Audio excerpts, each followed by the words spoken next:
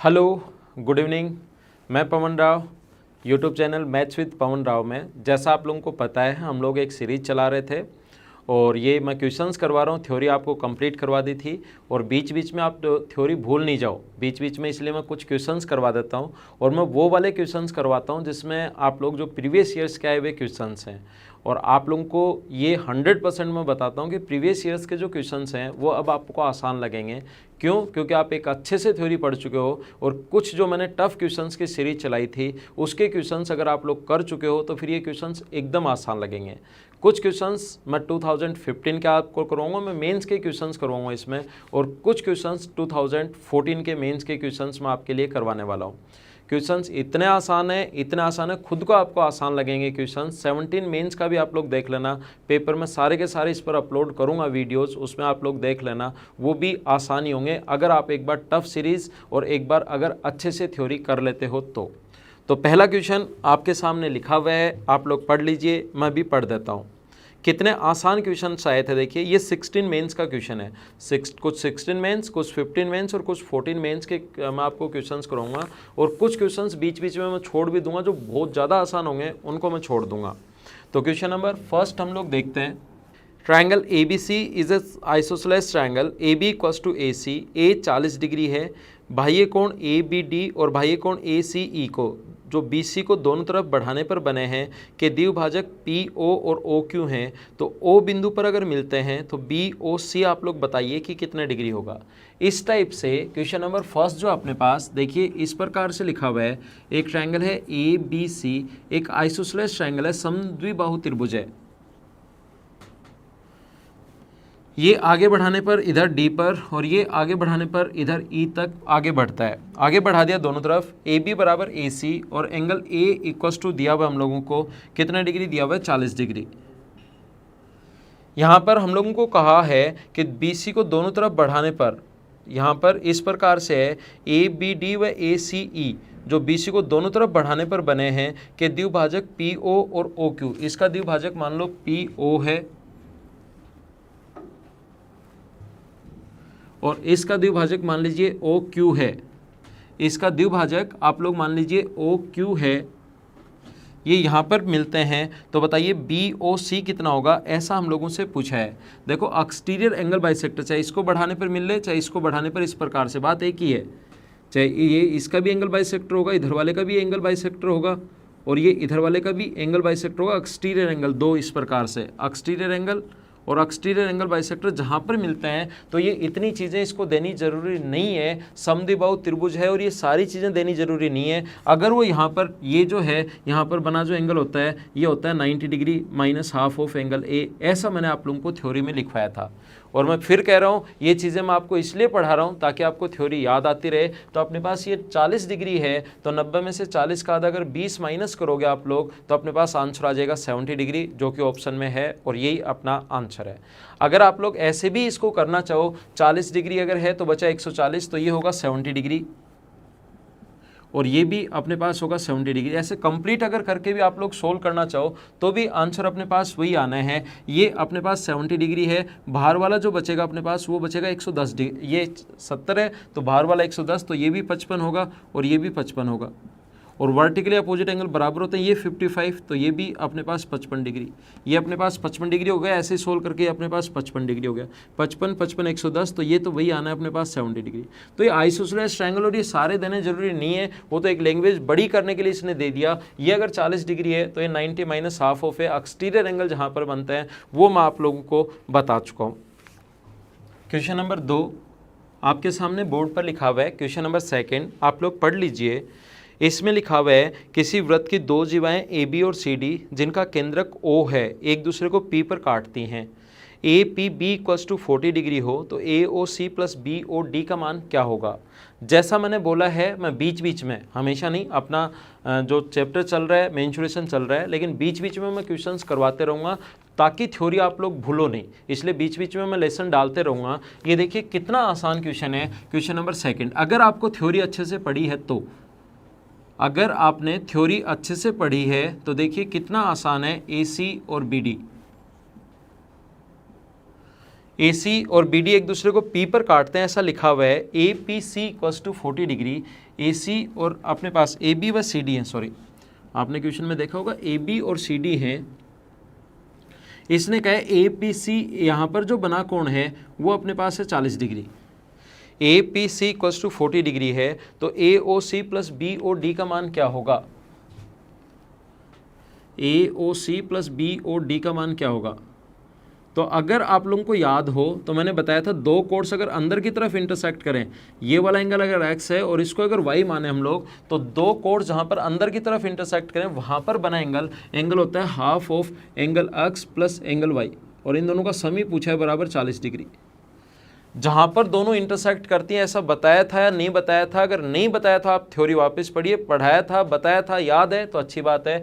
यहाँ पर बना एंगल दोनों के सम का आधा होता है और एंगल x और y पूछा है, तो angle x plus angle y जो आ गया अपने पास वो आ गया 80 डिग्री, ये अपना आंसर है। तो कभी भी आप लोगों को अगर थ्योरी याद होगी तो देखो कितने आसान क्वेश्चन और ये मेंस में आए हुए हैं, ये चीज़ मैं आपको फिर बता देता हूँ। आप लोगों को ऐसा लगेगा कि सर नहीं इतने आसान क्वेश्चंस मेंस में तो नहीं आ सकते, लेकिन आप लोग पेपर प्रीवियस ईयर्स के क्वेश्चंस देखोगे तो ये आपको प्रीवियस ईयर्स के क्वेश्चंस मिलेंगे और इन्हीं चीज़ों से आपकी थ्योरी स्ट्रॉन्ग होती है। आप लोग इनको बार बार पढ़ोगे तो आपकी थ्योरी स्ट्रॉन्ग होगी, अच्छे से आप लोग कर पाओगे। आइए हम लोग देखते हैं क्वेश्चन नंबर 3 नंबर क्वेश्चन आपके सामने बोर्ड पर लिखा हुआ है, आप लोग इसको पढ़ लीजिए। त्रिभुज ABC में BAC equals to 90 degree, AD perpendicular on BC, यदि BD equals to 3, CD equals to 4, AD की लंबाई क्या होगी? इस प्रकार से है ABC, B is the right angle, ये A है, ये B है और ये C है, ये राइट एंगल है। यहाँ पर इसने लिखा है कि अपने पास BD equals to 3, AD perpendicular on BC, BAC ये 90 डिग्री है।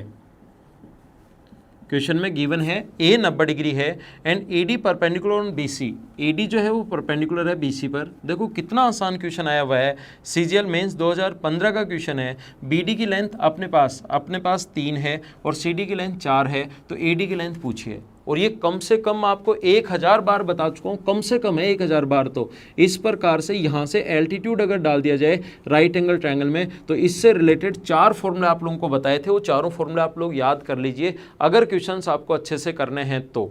और ये मैं इतने इनको टफ नहीं बना सकता क्योंकि प्रीवियस ईयर्स के क्वेश्चंस भी मैं करवाता हूँ, टफ क्वेश्चंस भी करवाता हूँ और मैं आसान क्वेश्चन जो बेसिक क्वेश्चंस हैं वो भी करवाता हूँ। तो ये क्वेश्चंस अब हार्ड तो कैसे बनाए आए हैं वैसे आए हैं, अब क्या करें।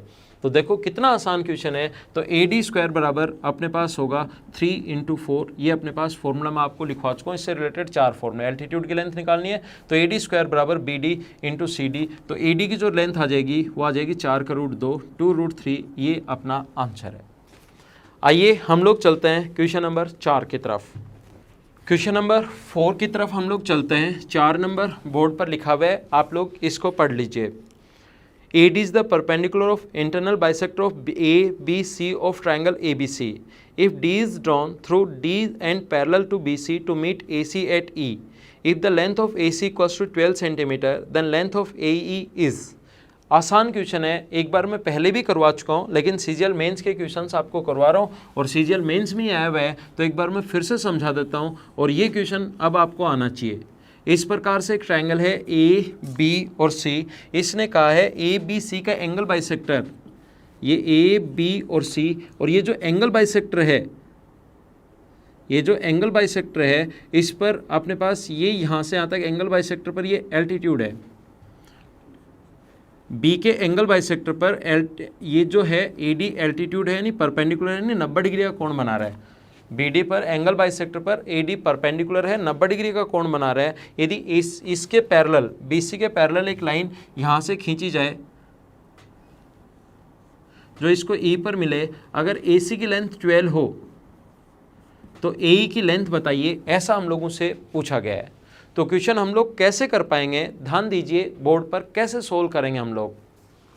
देखिए ये अपने पास एक बात ध्यान रखना, हमेशा और हमेशा मैंने सिखाया था और ये क्वेश्चंस मैं आपको इसीलिए बता रहा हूँ ताकि आपकी थ्योरी अच्छे से क्लियर हो। ये वीडियो देखने के बाद थ्योरी पढ़ो, थ्योरी पढ़ने के बाद ये वीडियो देख लो, थ्योरी अच्छे से आपकी क्लियर हो जाएगी, आपको याद हो जाएगी। अकेली थ्योरी पढ़ने से थ्योरीज अपने पास याद नहीं रहती है।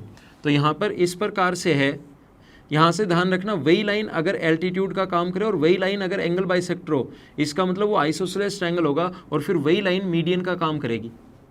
ऐसा मैंने आपको समझाया है, वही लाइन अगर एंगल बाइसेक्टर और वही एल्टीट्यूड हो, तीन में से एंगल बाइसेक्टर, मीडियन और एल्टीट्यूड, तीन में से कोई दो देकर, तीसरा हम लोगों से ध्यान रखना दो अगर कोई लाइन हो तो तीसरी भी सेम ही होगी। एल्टीट्यूड और एंगल बाइसेक्टर अगर वही लाइन सेम लाइन है तो मीडियन भी वही लाइन होगी।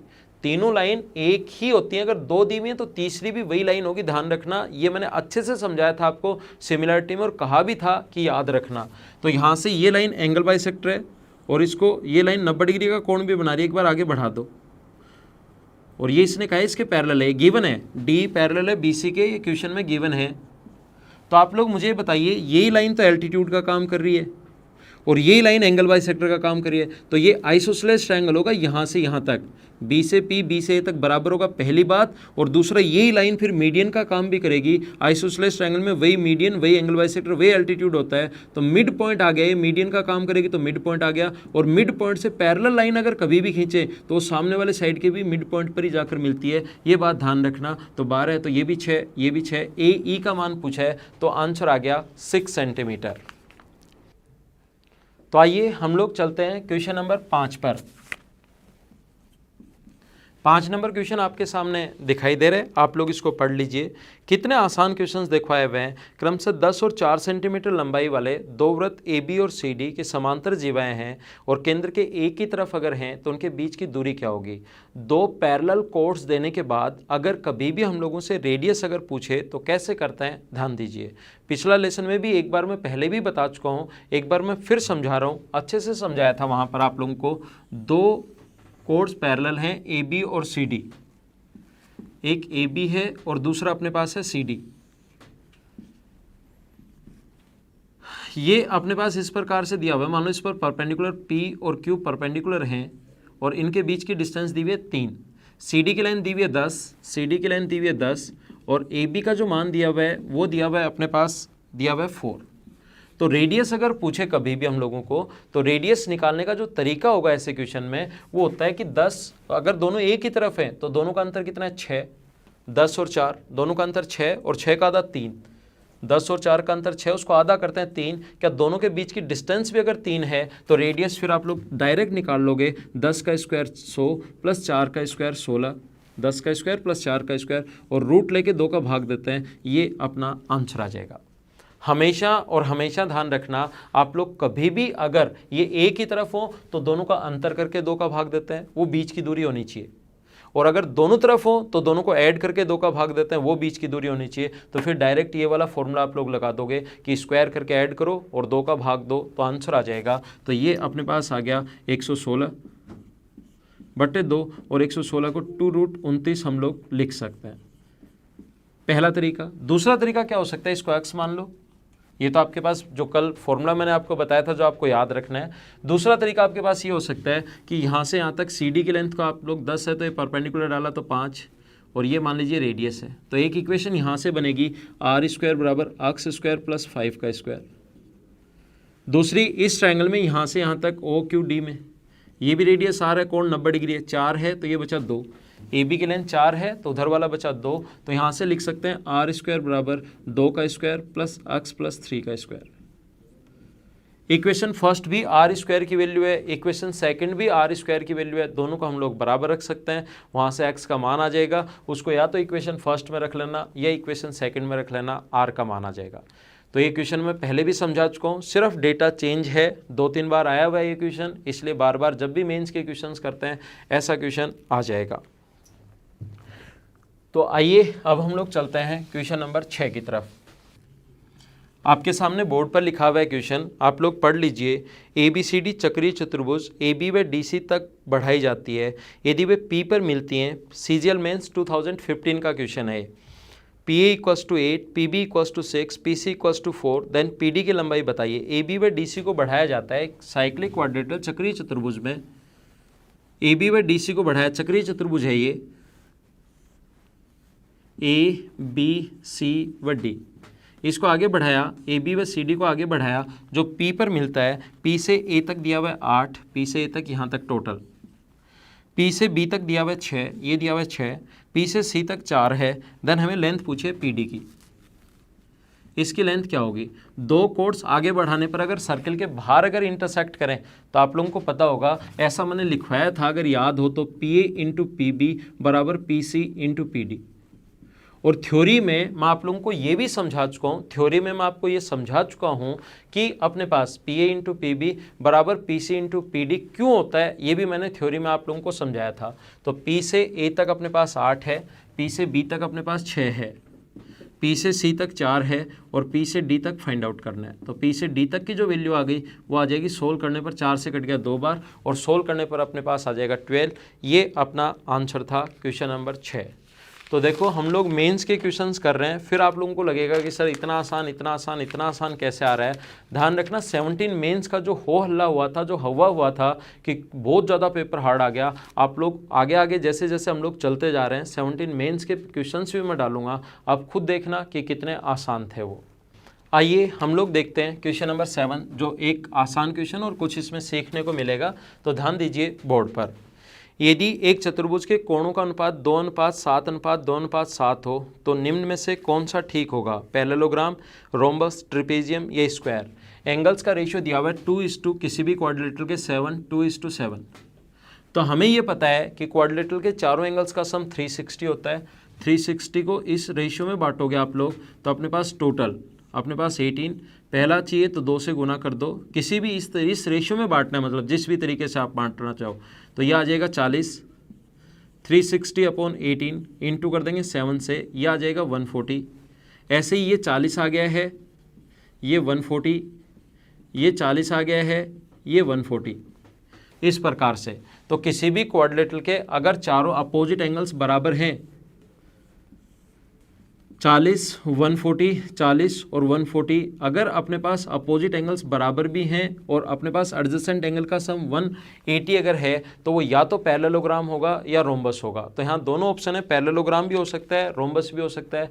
इतना ध्यान रखना, एग्जाम के पॉइंट ऑफ व्यू से सिर्फ इतना ही पता है कि अपोजिट एंगल बराबर और एडजेसेंट पास पास वाले कोणों का योग 180 डिग्री, तो पैरेललोग्राम हम लोग टिक करेंगे। रोम्बस अगर टिक करना है तो उसके लिए एक प्रॉपर्टी हमें और चाहिए, वो या तो ये चाहिए कि अपने पास दोनों डायगोनल्स 90 डिग्री पर काटते हैं, या हमें फिर ये चाहिए कि अपने पास पास पास वाली साइड बराबर है। उसके लिए अपने पास हमेशा और हमेशा एक प्रॉपर्टी और चाहिए। तो जब तक सिर्फ इतना ही पता है तो अपना आंसर होगा पैरेललोग्राम होगा, समांतर चतुर्भुज होगा, ये आप लोग ध्यान रखना। आइए हम लोग नेक्स्ट क्वेश्चन पर चलते हैं। क्वेश्चन नंबर 8 पर आपके सामने बोर्ड पर लिखा हुआ है, आप लोग चेक कर लीजिए। देखो कितना आसान क्वेश्चन, CGL मेंस 14 का क्वेश्चन है ये, और जो एकदम आसान क्वेश्चंस थे उनको मैं बीच बीच में छोड़ रहा हूँ, फिर वो करवाने की ज़रूरत नहीं है। और एक बार जैसे मैं क्वेश्चन करवा दूँ, CGL 2011 मेंस में आना शुरू हुआ था, उसमें 3 क्वेश्चन आए थे CGL मेंस में 2011 में। उसके बाद आप लोग जितने क्वेश्चंस मैं करवा दूँ एक बार उनको अच्छे से कर लो, और फिर जो क्वेश्चंस मैं बीच से छुड़वा रहा हूँ वो बहुत ज़्यादा आसान क्वेश्चन छुड़वा रहा हूँ, वो खुद से ही हो जाएंगे। तो ये मत सोचना कि सर सारे क्वेश्चन ही करवाओ इस चैनल पर, सारे मैं बीच से छोड़ रहा हूँ, आप लोग खुद कर लेना। 11 से लेकर 17 तक के सारे क्वेश्चन खुद ही हो जाएंगे, बेसिक भी स्ट्रॉन्ग हो जाएगा। टफ क्वेश्चन साथ साथ करना ताकि कभी ऐसा से टफ दे दे तो वहां से आप लोग कर सको। यदि एक समद्विबाहु त्रिभुज, पढ़ लीजिए, प्रत्येक समान कोण की लंबाई, समान भुजा की लंबाई a है और तीसरी भुजा b यूनिट है, तो उसका क्षेत्रफल क्या होगा? या तो समद्विबाहु त्रिभुज के क्षेत्रफल का फॉर्मूला याद है, या फॉर्मूला याद अगर नहीं है तो ये अपने पास आइसोसेलेस ट्रायंगल है, ये a है, ये a है और ये b है। यह आपको पता होगा कि आइसोसेलेस ट्रायंगल में अगर एल्टीट्यूड डाल दिया जाए तो वो मीडियन का काम भी करेगी, मिड पॉइंट भी होगा। तो b था तो b/2। a स्क्वायर में से इसका स्क्वायर माइनस करोगे तो इसकी हाइट आ गई a² - b²/4। अब क्षेत्रफल पूछा है, या तो फॉर्मूला याद होना चाहिए आपको, फॉर्मूला याद नहीं है कोई ज़रूरी नहीं फॉर्मूला याद ही हो, आप ऐसे भी कर सकते हो। तो हाफ इंटू बेस, बेस तो कितना है अपने पास b, इंटू हाइट कितनी है अपने पास, इसको सोल्व कर लो, 4a² - b², रूट के अंदर 4a² - b² और 4 का रूट करोगे तो 2, तो ये अपने पास आ गया b/4 और 4a² - b²। किसी का फॉर्मूला रटा हुआ है तो डायरेक्ट आप लोग लिख सकते हो, नहीं रटा हुआ तो भी कोई बुरी बात नहीं है, आप लोग ऐसे कर सकते हो, अपना आंसर आ गया। तो इतने आसान क्वेश्चन आए थे। अब आप लोगों को लगेगा कि सर ये इतने आसान क्वेश्चन आप क्यों करवा रहे हो? ध्यान रखना, ये आसान क्वेश्चन में से भी मैंने हार्ड क्वेश्चन छाटे हैं, जो आसान आसान थे ना एकदम, उसमें से भी मुझे लगा कि थोड़ा सा ये ठीक ठाक है, उसी को मैं करवा रहा हूँ। बाकी तो इससे भी आसान पेपर आया था 14 में आसान पेपर आया था एकदम। 5 हमेशा ही आसान आया पेपर, तो वो डिपेंड करता है आप पर कि आपके लिए टफ है या आसान है, वो आप पर डिपेंड करता है। ABC एक ऐसा त्रिभुज है, क्वेश्चन नंबर 9 में पढ़ रहा हूँ, जो DE पैरेलल BC और AD और DB का रेशियो दिया हुआ है 5:4 और D और BC का रेशियो पूछा है। CGL मेंस 14 का क्वेश्चन है। तो देखो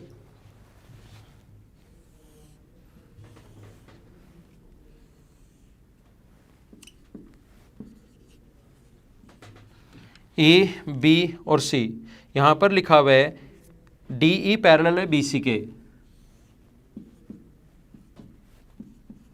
DE BC के पैरेलल है, और यहाँ पर ये दिया हुआ है DE अपने पास AD और DB, AD 5 है और DB अपने पास 4 है, और D और BC का रेशियो पूछा है। कम से कम मैं 100 बार बता चुका हूँ, पैरेलल लाइन होते ही दोनों के दोनों ट्रायंगल सिमिलर,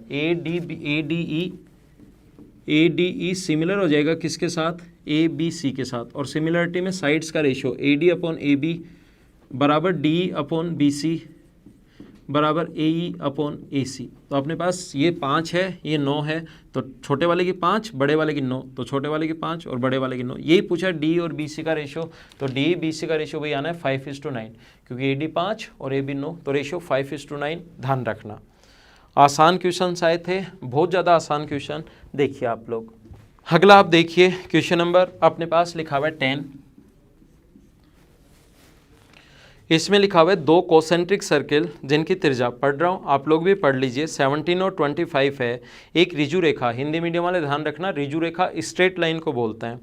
PQRS वृत्त को P तथा S पर और छोटे को Q तथा R पर काटती है। QR 16 है, PS की लंबाई कितनी होगी। देखो 2 कॉन्सेंट्रिक सर्किल हैं जिनका सेंटर एक ही है। इसने कहा है PQRS, P है, Q है, R है और S है। इस प्रकार से QR = 16, QR की वैल्यू जो दी हुई है वो दी हुई है हम लोगों को 16। PS की लंबाई कितनी होगी, अगर इसकी त्रिज्या जो दी हुई है, ये त्रिज्या दी हुई है इसने 25 और ये त्रिज्या दी हुई है 17, तो आप एक काम कीजिए, यहाँ से परपेंडिकुलर डालो, परपेंडिकुलर मिड पॉइंट पर आकर मिलेगा ये पॉइंट यहाँ पर।